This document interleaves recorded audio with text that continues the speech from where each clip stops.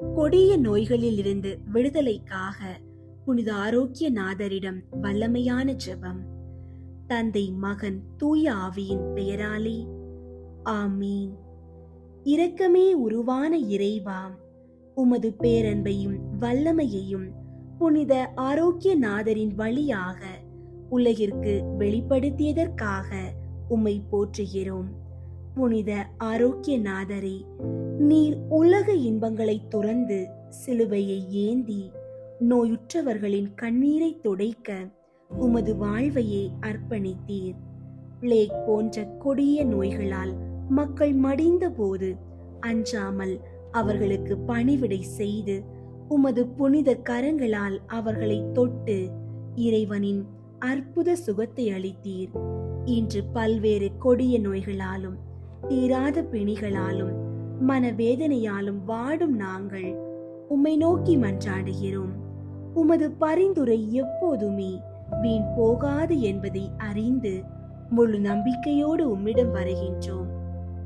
அதிசயங்களை செய்யும் புனித ஆரோக்கிய நாதரே, இதோ நோயின் பிடியில் சிக்கி தவிக்கும் ஒவ்வொருவரையும் உமது பாதுகாவலில் ஒப்படைக்கின்றோம்.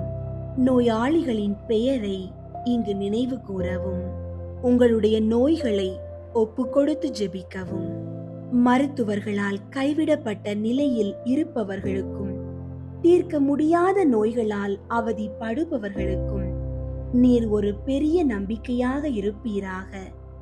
உமது திருக்கரம் பட்ட இடமெல்லாம் நோய் மறைந்து போனது போல இப்போது எங்கள் உடலையும் உள்ளத்தையும் வாட்டும் கொடிய வியாதிகள் அனைத்தும் உமது வல்லமையுள்ள பரிந்துரையால் நீங்கட்டும்.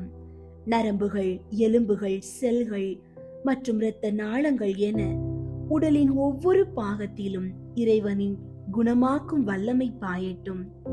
கொடிய புற்றுநோய், இதய நோய்கள், சுவாச கோளாறுகள் மற்றும் தொற்று வியாதிகள் யாவும் உமது பெயரால் முற்றிலுமாக அகன்று போக செய்யும்.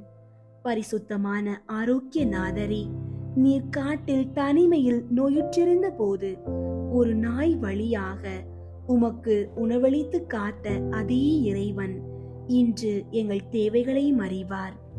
நோயின் வேதனையால் நாங்கள் சோர்ந்து போகாதபடி எங்களுக்கு மன வலிமையை தாரும்.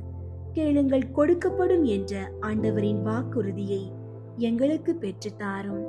நாங்கள் இழந்த ஆரோக்கியத்தை மீண்டும் பெற்று இறைவனின் மகிமையை உலகிற்கு பறைசாற்ற எங்களை ஆசீர்வதியும். உமது பரிந்துரையால்